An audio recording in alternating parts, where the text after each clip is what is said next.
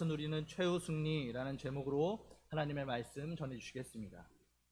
우리 함께 기도하겠습니다. 하나님 아버지 감사합니다. 오늘 귀한 주일 모든 상동의 성도들 가정에서 삶의 처소에서 당신의 예배를 드리기 위해 모였습니다. 오늘 성령께서 함께 해주셔서 아버지 말씀을 대언할 때, 함께 기도할 때, 찬양할 때 아버지 우리가 어디에 있든지 두세 사람이 모인 곳에 당신이 함께 하신다고 약속해 주셨으니 아버지 성령의 위로가 각 가정의 성도들에게 임하여 주셔서 하나님 하늘의 신령한 은혜로 예배하는 시간 되게 도와주시옵소서. 말씀 주시고 말씀을 통한 하나님의 나라 우리 교회와 이 땅에 그리고 우리 각 가정과 이 대한민국에 이루어 주시기를 간절히 기도합니다. 예수님의 이름으로 기도했습니다. 아멘. 마지막으로 웃는 자가 진정으로 웃는 자다라는 유명한 경구가 있습니다. 이 경구는 우리의 삶 속에서 진정한 평안이 왜 없는지를 잘 나타내 줍니다. 한국 사람들은 정말 치열하게 삽니다. 우리 중 대부분은 정말 열심히 노력하고 또한 열심히 경쟁해서 한두 번의 승리는 누려본 사람입니다. 그런데 우리 한국은 12년째 자살률 1위 국가입니다. 이 순간 내가 이 세상에서 최고로 잘 나간다 해도 우리는 평안하지가 않습니다. 그것이 최후 승리, 마지막 웃음이 아니기 때문입니다. 우리가 끝까지 아무리 노력하고 아무리 성취한다 해도 끝까지 1등할 보장이 없고요. 끝까지 그 성공을 보장할 그런 근거가 우리 한국 사회에는 없습니다. 개인이건 조직이건 기업이건 나라건 언제나 흐가는 시간이 있다면 반드시 쇠하는 시기가 있습니다. 이것이 불변의 진리입니다. 그리고 우리가 높은 곳으로 올라가면 올라갈수록 더 치열한 생존 경쟁이 기다리고 있고 많은 싸움이 기다리고 있습니다. 그리고 자칫 잘못하면 한순간의 실수에도 우리는 나락으로 떨어져 나갑니다. 그래서 우리는 두렵죠. 우리가 지금 평안하지 못하다면, 우리가 지금 두려움과 근심이 있다면 그 근본적인 이유는 지금의 상황이 아닙니다. 조금 후, 바로 그 조금 후 미래에 대한 두려움입니다. 조금 있으면 내가 실패하지 않을까? 조금 있다가 이것이 혹시 잘못되지 않을까? 조금 있다가도 과연 이 성공을, 이 행복을 내가 유지할 수 있을까? 조금 후에도 내가 이것을 잘 버텨낼 수 있을까? 근본적으로 내가 마지막까지, 최후까지 실패하지 않고 내려오지 않고 승리할 수 있을까? 이 미래에 대한 두려움 때문에 우리에게는 평안이 없습니다. 이제 조금 있으면 제자들을 떠나야 하는 예수님은 우리 14장에서 내가 너에게 평안을 주노라 라고 말씀하십니다. 내가 너에게, 평안은 관계에서 나옴을 배웠습니다. 내가 실패하든 성공하든 또 연약하든 넘어지든 전혀 상관없이 있는 그대로의 나를 받아주고 나를 사랑해 줄 사람이 있는 사람은, 그러한 관계의 항상성이 있는 사람은요, 조금 후를 두려워하지 않습니다. 조금 후에 설령 내가 넘어지고 실패한다 하더라도 우리는 또 내가 일어나고 또 도전하면 됩니다. 혼자가 아니기 때문이죠. 고아가 아니기 때문입니다. 이 관계의 항상성이 없는 사람들은요, 지금 먹을 것이 있어도 근심하는 영적 고아와 같습니다.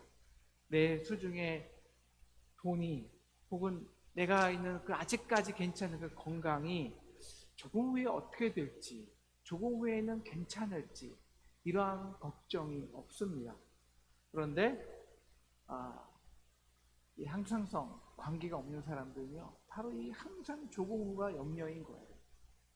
그래서 지금 승리를 해도 끝까지 웃기는 힘듭니다.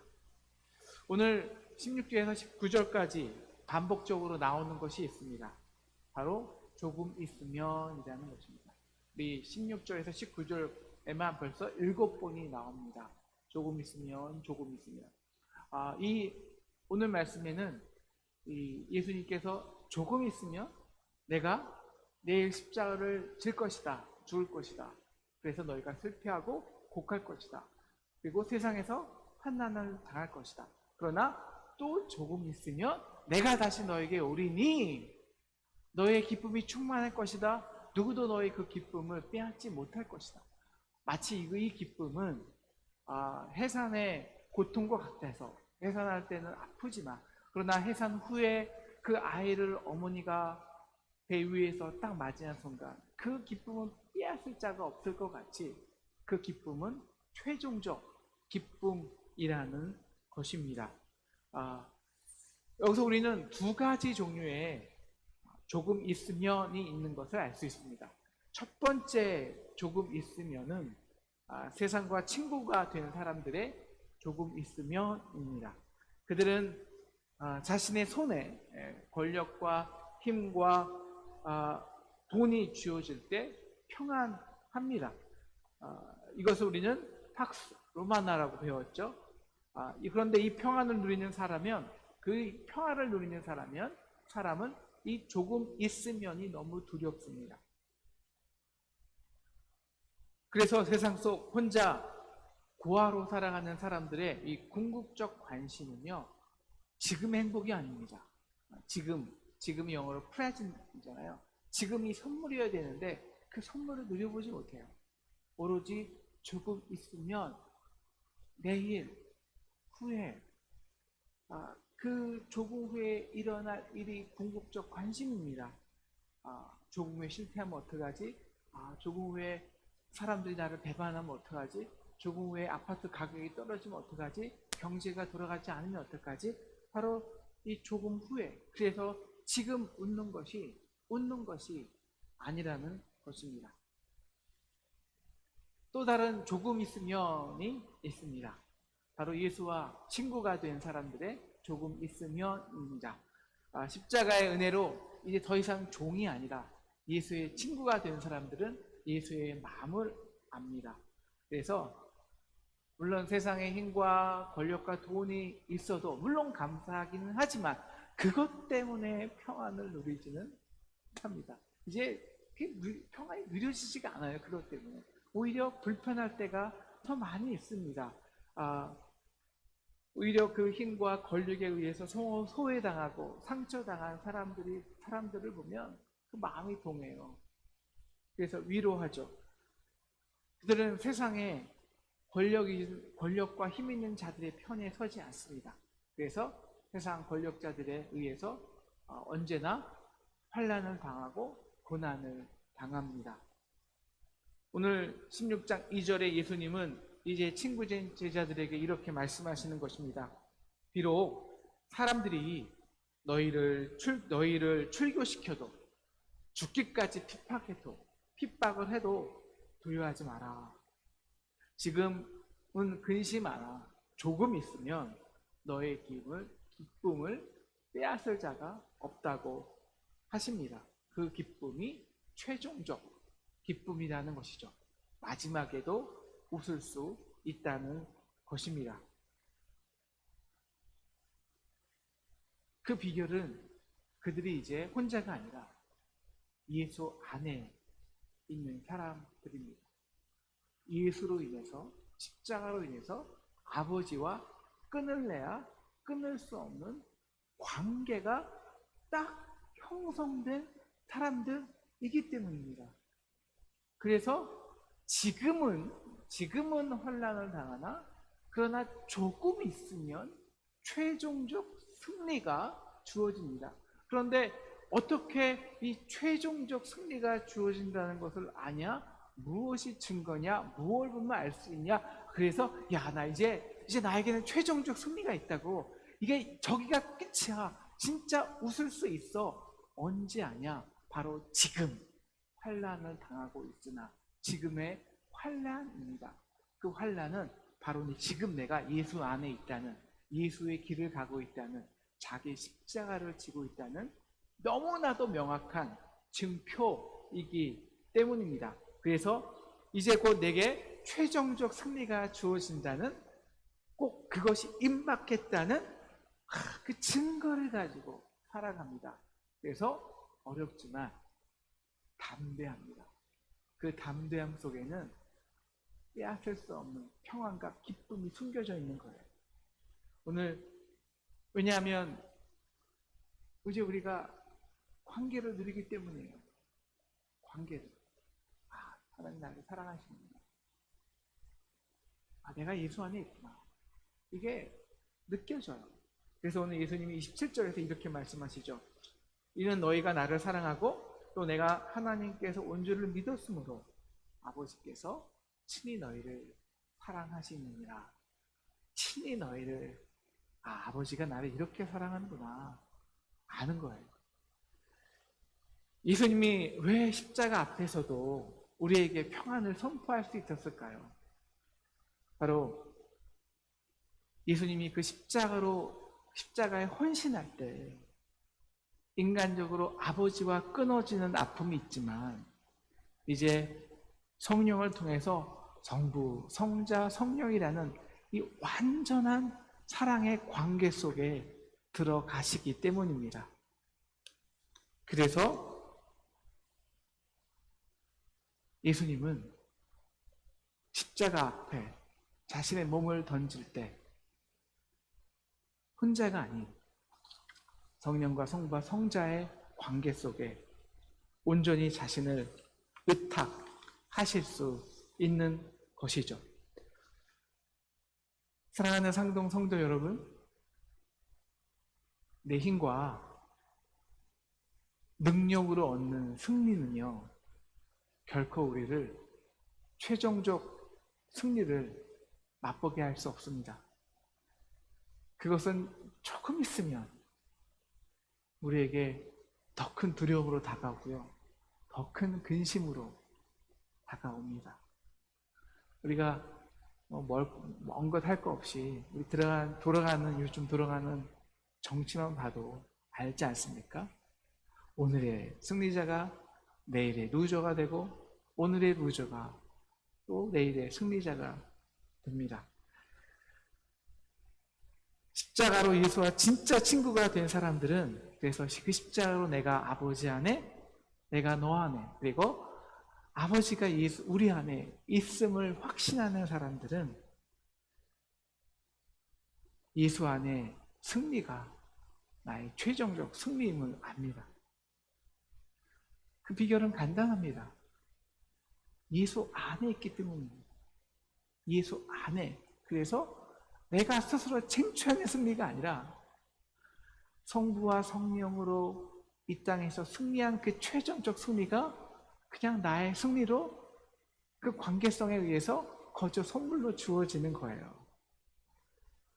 예수 안에 있으니까요. 그래서 예수님은 결론적으로 33절에서 우리에게 이렇게 말씀하시죠. 우리 33절은 중요한 거니까요. 우리 함께 큰 목소리로 읽겠습니다. 시작. 이것을 너희에게 이르는 것은 너희로 내 안에서 평안을 누리게 하려 함이라.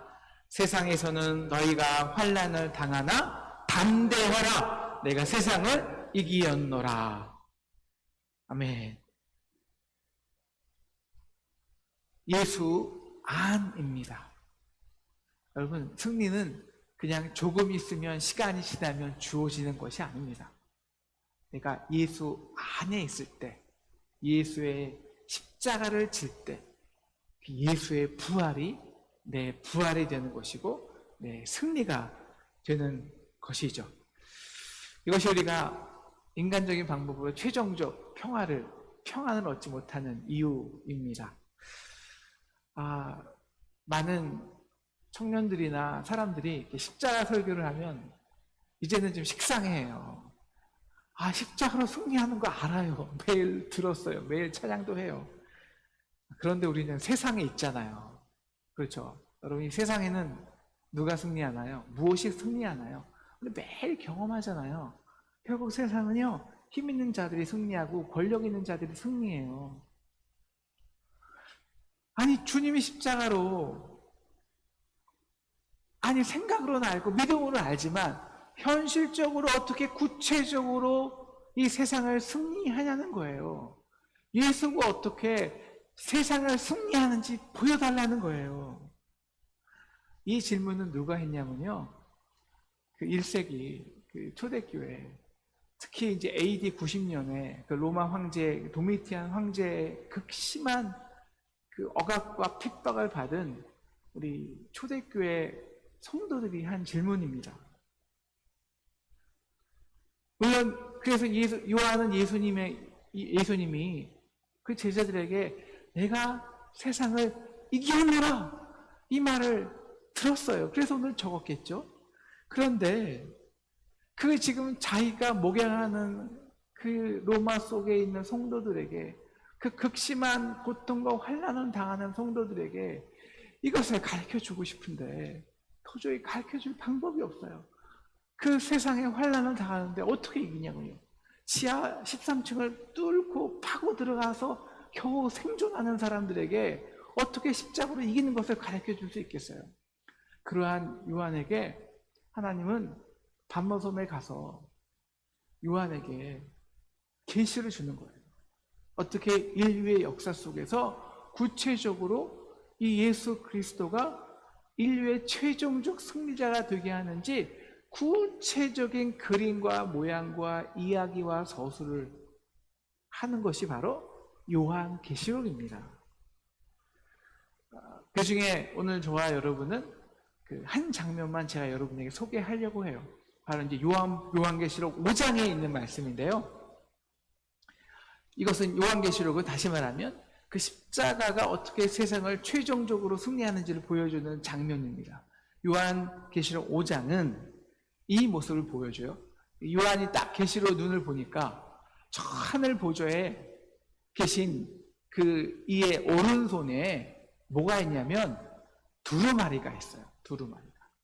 근데 그 두루마리가요, 7인이로 완전히 딱 봉해져 있는 거예요. 근데 그 7인이 떼져야 두루마리가 펼쳐지고, 그래서 인류의 역사 속에서 최종적 정의가 쟁취되는 거예요.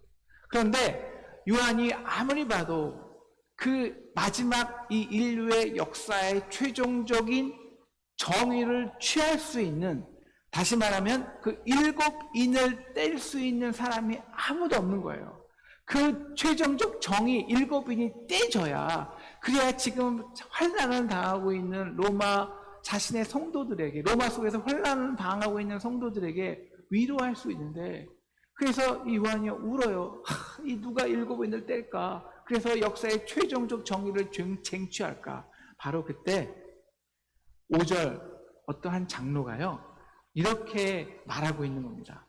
유다 지파의 사자 다윗의 뿌리가 이겼으니 그가 7인을 떼시리라. 다시 말하면 유다의 사자 다윗의 뿌리, 누굴까요? 바로 예수 그리스도시죠. 예수 그리스도가 최종적 정의를 취하고 7인을 뗀다는 거예요. 자, 그런데 그 예수의 모습이 어떠했냐면 분명히 유다의 사자입니다. 사자. 그런데 6절의 모습을 보니까요, 그래서 이 요한이 자세히 그 모습을 보니까 한 어린 양이 서 있는데 일찍이 죽임을 당한 것 같더라 라고 나온 거예요. 자, 모습은 사자인데요, 위험은 힘과 능력은 사자인데 실제적으로 보이는 것은 죽임당한 어린 양이에요. 가장 강한 힘과 능력이 있는 사자가 어린 양으로 죽습니다. 그런데 역설적으로, 그래서 역사의 정의를 최종적으로 쟁취하는 자가 된다는 것입니다. 이 요한계시록 5장을 토대로 쓴 유명한 소설이 있어요.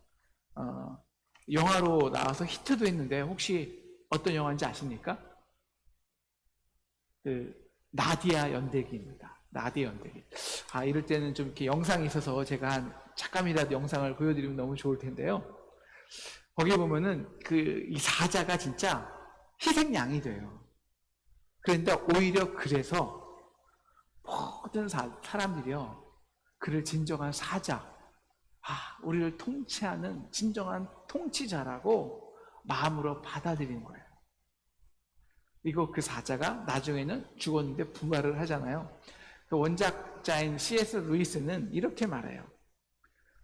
그 부활에 대해서 배신하지 않은 자가 배신한 자를 대신해서 희생하게 되면 돌탁자가 갈라지면서 죽음 가운데서 다시 살아나게 된다. 하나님은 요한에게 최종적 심판자로 사자이자 어린 양을 보여줌으로써 자신의 성도들에게, 우리에게 세상 역사 속에서 우리가 경험한 부, 힘, 권력을 180도 완전히 다른 개념으로 보라고 요구하시는 거예요. 사랑하는 상도성도 여러분, 여러분의 속에, 여러분에게 이 최종적 승리를 경험하고 싶습니까? 정말 이 끝나지 않은, 우리는 찌긋찌긋한 문제를 갖고 살아요. 다 가정마다. 이제 그 모든 문제에서 이제는 정말 끝이야. 이 최종적 정의를 쟁취하고 싶으십니까? 이제 그만 내가 누구의 희생자다, 그 생각에서 벗어나고 싶으십니까? 정말 우리 안에, 그리고 분열된 대한민국 안에 이 최종적 정의가 이루어지고 정말 우리가 이 평안을 얻을 수 있을까요? 여러분, 우리가 이 역사가 발전되어 옴에 따라 함께 발전해 온 곳이 있어요. 바로 권력의 개념입니다. 세계사의 이 제국의 흥망성쇠는요, 바로 권력이 어떻게 발전해 왔는지를 보여줍니다. 여러분, 이집트는요, 힘과 그 나일강에서 오는 그 불을 통해서 힘과 권력을 잡고 그 힘과 권력으로 다른 민족 이스라엘을 통치했습니다. 그런데 그 통치는 처절하게 실패했죠. 그래서 다음 제국이 일어나죠. 다음 제국은 힘만으로는 세상을 정복하려 하지 않았습니다. 다음 제국이 우리가 아는 아시리아 제국이죠. 그 아시리아 제국은 그래서 혼혈 정책을 썼어요. 정복한 민족들을 사방으로 섞어서요, 그들의 강한 민족성이 없어지면 그들이 온 제국을 통치할 것으로 생각했습니다. 그래서 사마리아인이 만들어지잖아요. 하지만 보기 좋게 실패합니다. 그래서 그 다음 나온 바벨론 제국은요, 더 고차원적인 방법을 써요. 그것이 뭐냐면 포용주의, 그리고 교육입니다. 느부갓네살 왕은 그 왕의 산의 진미와 황금으로 그 전 제국에서 똑똑한 청년들을 다 끌어모아요. 최고급으로 대해줍니다. 야, 바벨론은 이렇게 좋은 데야. 그리고 최상의 지혜로 교육시키죠. 바벨론의 지혜로. 그리고 그들을 그 식민지에 다 보내면 그들이 바벨론의 사상으로 식민지를 다 그 문화까지 다 완전히 정복하는 거예요. 힘으로 정복이 아니라 문화로 정복하는 거죠. 그래서 다니엘과 세 친구를 그 산의 진미로 또 가장 각종 좋은 곳으로, 각종 좋은 것으로 교육하지 않습니까? 그러나 그 교육도 그 포용주의도 결국 다 실패합니다. 그 다음 나온 제국이 어떤 제국일까요? 헬라 제국이죠. 여러분, 헬라 제국은 알렉산더 대왕이요 더 고차원적입니다. 지금 제가 볼 때는 우리는 이 세계사의 흐름은요, 지금은 오히려 로마를 기점으로 더 퇴락하고 있거든요. 지금은 그 알렉산더의 헬레니즘의 반의 반도 우리 역사가 따라오지 못합니다. 이 헬라 알렉산더 대왕은요, 요새 유행하는 융합 정책을 폈어요. 그리스도의 철학과 동방의 문화를 이렇게 결합해서 그 유명한 헬레니즘으로 만들었습니다. 그래서 헬라는 그 모든 민족을 수평적 세계 동포주의라는 로 만들어서 민족과 문화가 억압적으로 일방적으로 섞이지 않고 자연적으로 그 큰 문화의 덩어리 속에 함께 하게 한 거예요. 그래서 세계를 문화로 정복하자는 겁니다. 그래서 이 민족과 강한 민족이라는 것이 이 동포주의라는 그 진흙 속에 파묻혀서 하나가 되게 하는 것이죠. 그런데 이 알렉산더의 대왕의 헬레니즘도 결국 실패했습니다. 로마 제국은 왜 그토록 강성했을까요? 가장 강성한 제국이 되었을까요? 그나마 이 민족 가운데 이 민족성, 이 강한 진흙의 차이를 없앨 수 있는 아주 강력한 통치 기반을 가지고 있었기 때문입니다. 바로 이것이 뭘까요? 로마 법입니다. 법치주의가 나온 거거든요. 로마 법과 거기서 나온 로마 시민권이죠. 로마 시민만 되면 어떤 민족이든 나라건 사람이든 로마의 그 법에만 충실하고 로마에 충실한 사람이 되면 이 시민권 법적 보장의 권리를 받을 수 있었어요. 그래서 로마는 식민지 백성뿐만이 아니라 노예들마저 그 로마의 그 어떤 정도 법적인 기준이 되면 그 시민권을 주는데 인색하지 않았습니다. 여러분, 로마를 정복하려 했던 한니발 장군이 얕잡아 본 게 이 로마 시민권이에요. 그래서 그는 로마 그 당시 전쟁은요, 한번 그 전쟁에 승리하면 그 민족이 그냥 서로 치고받고 항상 그 다른 민족이 그냥 하나 결합돼 이렇게 느슨하게 결합된 형태니까요. 이기는 쪽 내 편. 그래서 내가 로마에 들어가서 한두 번 승리하면 그 로마에 있던 많은 민족은 내 편이 될 것이다. 로마를 돌아설 것이다. 이렇게 계산을 하고 로마를 들어간 것인데요. 이 계산이 철저하게 실패했죠. 로마가 패하면 패할수록 로마 속에 있는 타 민족들은 이미 로마 시민권으로 로마를 충성한 거예요. 어디서 자기를 그렇게 법적 권리를 보장해 줍니까? 그래서 오히려 더 강하게 로마를 위해서 싸운 겁니다. 이렇게 세상은요, 권력주의자, 혼혈주의자, 포용주의자, 융합주의자, 법치주의자 순으로 승리하고 패배하고 승리하고 패배하고 역사가 발전됩니다. 그러나 그 로마 법이라는 것도요, 결국 그 근간이 어디서 나오냐? 로마의 강력한 군사력입니다. 지금도 수많은 나라가 법치주의를 하고 있죠. 대부분의 나라가 법치주의 하고 있죠. 그러나 그 법은 대부분은 권력에서 나옵니다. 힘에서 나옵니다. 우리나라도 권력 바뀌니까 모든 법이 바뀌잖아요.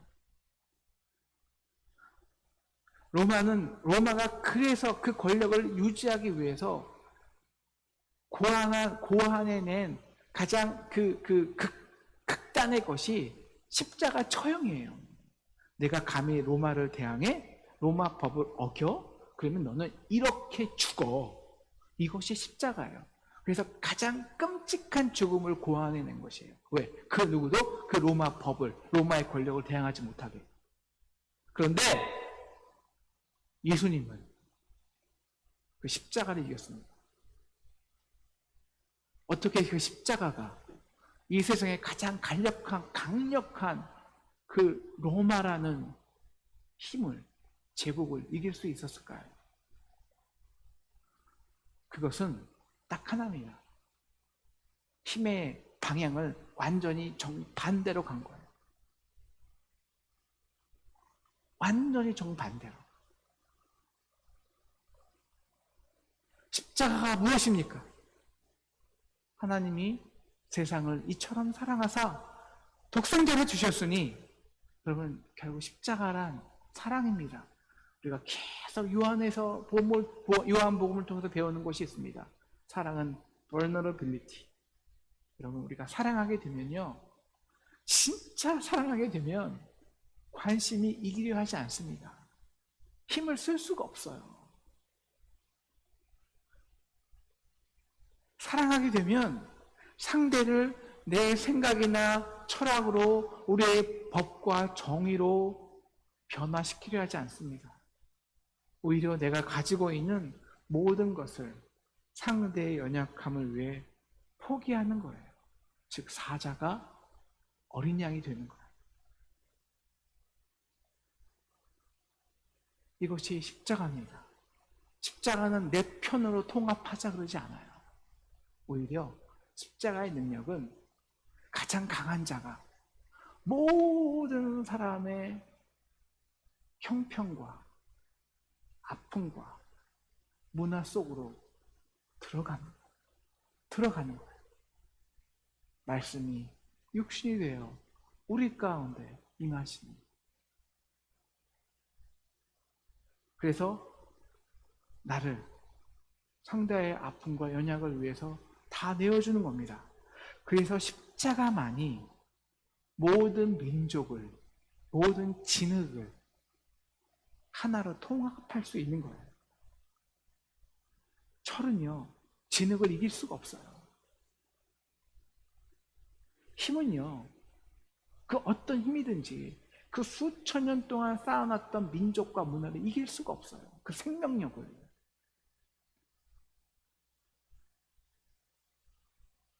그런데 고귀한 금인데요, 힘 있는 철인데요, 다양한 능력이 있는 구리인데요, 다 내려놓고 종의 형체로 와서 함께 진흙이 되어줘요.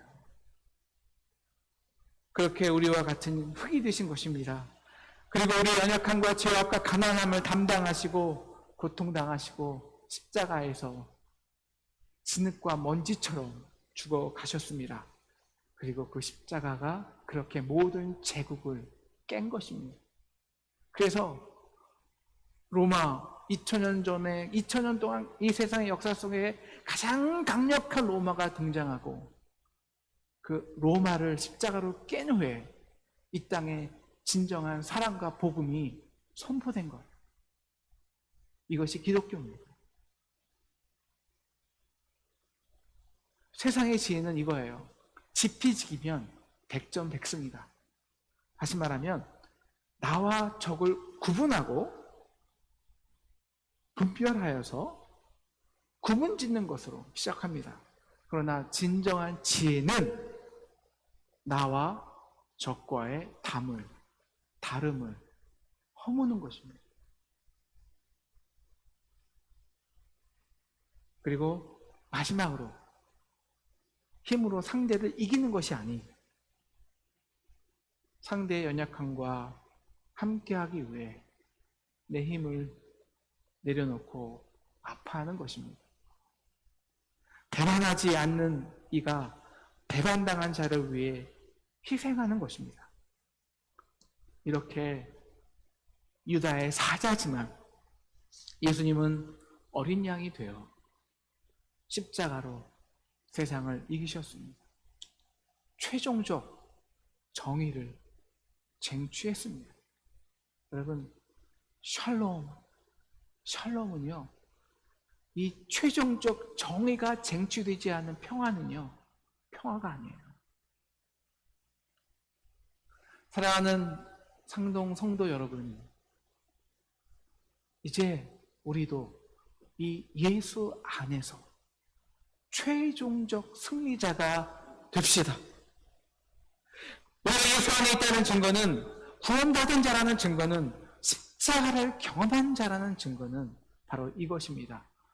이제 우리는요, 힘이 있어도요, 권력이 있어도요, 힘쓰는 자가 될 수가 없다는 거예요. 물론 감사는 하지만, 없는 것보다는 낫지만, 우리는 더 이상요, 그 여러 세상적인 방법을 이렇게 혼합해서 야 너도 여기도 오고 이렇게 혼합주의로 인간적인 방법으로 해결해보는 방식을 쓸 수 없게 되었어요.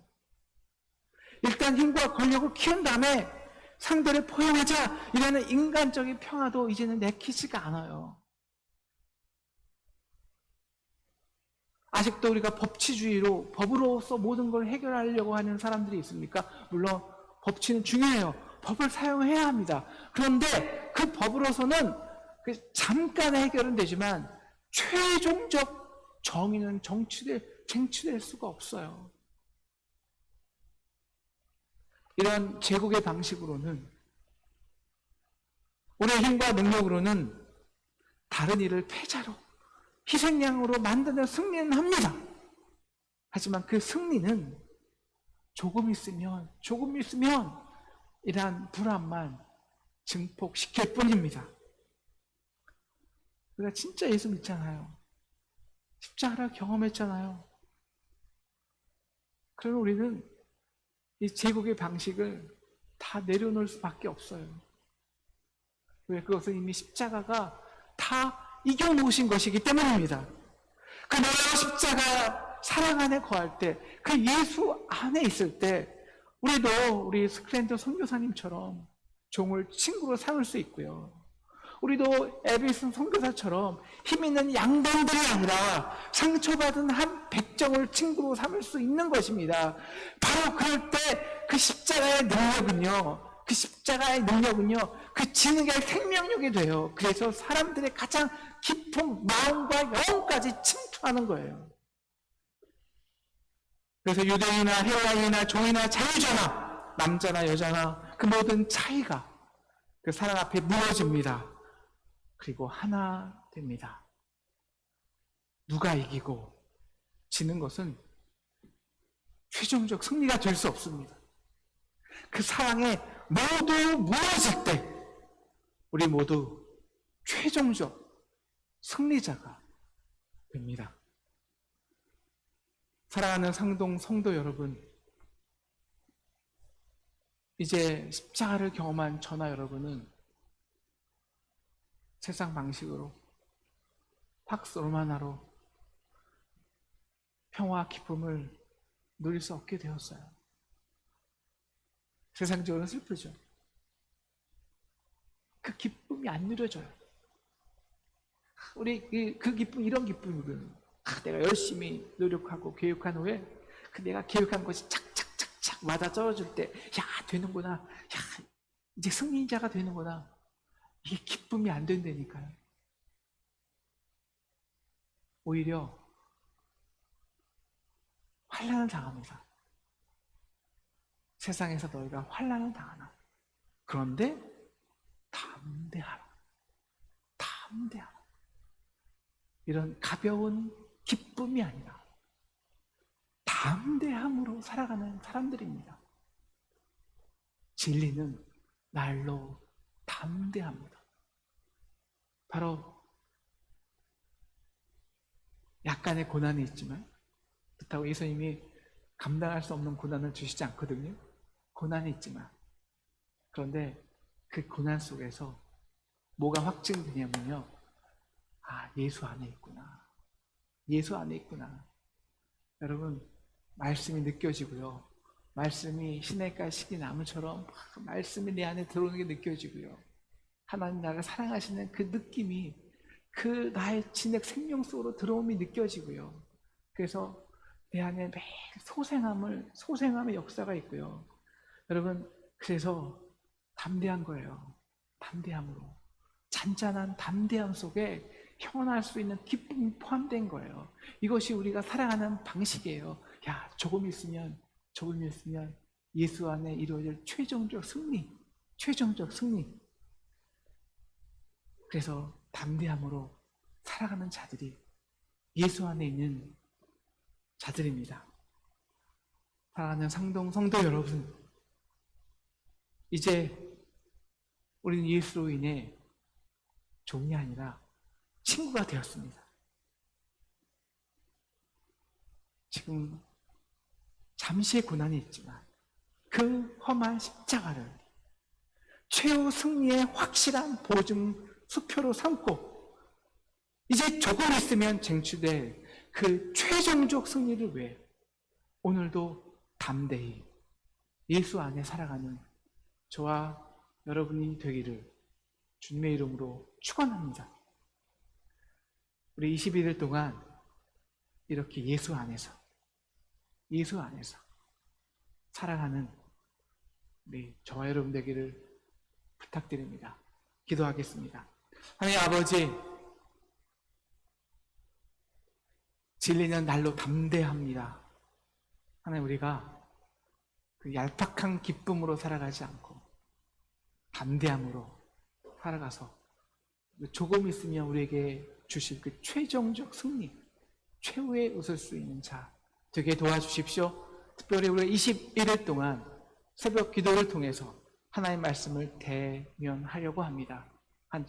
다시 십자가로 승리하는 방법을 회복시켜 주셔서 우리 상동호에게, 그리고 상동을 통해 이 민족에게 최종적 승리를, 최후 승리를, 마지막에 웃을 수 있는 그 기쁨을 우리에게 허락하여 주시옵소서. 예수님의 이름으로 기도했습니다. 아멘.